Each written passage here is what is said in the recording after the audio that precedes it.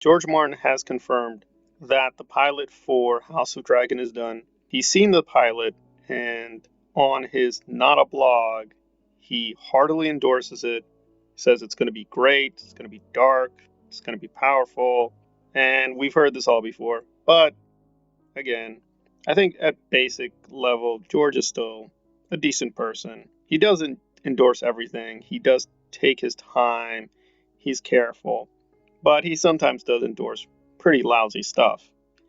I do like, however, how he's kind of craftily insulting D&D because he's sort of saying, this time it will be dark and powerful, not like the other one. So there we go. And I do trust Ryan Condal, but I think Miguel Sapochnik is a little bit more iffy. He's done some crazy stuff behind the scenes. He did oppose D&D on some things, but he wasn't this heroic dissenting kind of icon that some of the fan base wants to believe in. We're getting movement on House of Dragon.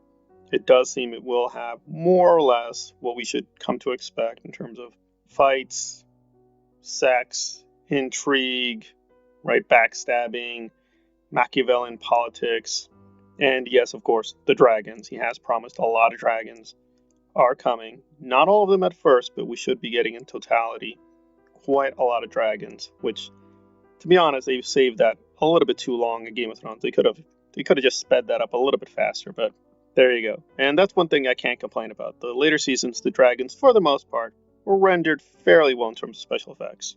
Did they make sense with the story? Well, it's another question, but they themselves actually looked pretty good and pretty strong. Drogon looked really good in season 8.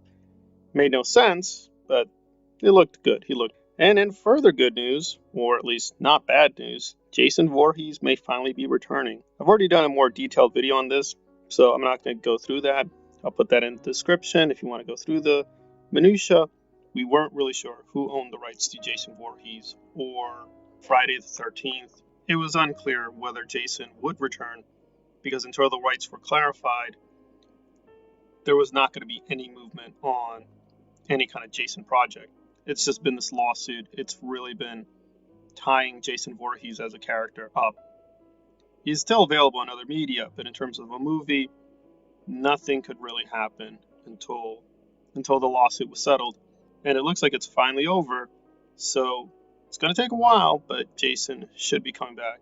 Now, obviously, in terms of quality, the franchise is frankly all over the place.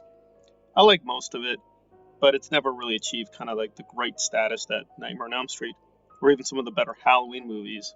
And I hated Halloween Kills. I thought that was absolutely terrible. But overall, the Halloween franchise has a lot of great entries. Friday the 13th has been much more chaotic. But again, we just don't know. We don't know what new creators like Ari Aster or others might do with Jason. There's been a lot of great horror coming out recently, so again, it would be interesting if they finally got a chance what they could do with Jason. So tentative hopes that House of Dragon will be great, and whatever future project we get with Jason will also be very good and be very well done. Even if you're not a fan of the franchise, it's really interesting to finally have these fantasy characters, broadly speaking, available. It has been kind of weird just not having him in the conversation, even when Michael and all these other icons, Leatherface, have come back. Jason has just mysteriously not around. It's kind of weird. Fingers crossed House of Dragon is as good as George says it is, and fingers crossed whatever the new Jason project is, it will also be well done. But again, got to wait and see. Thanks for listening.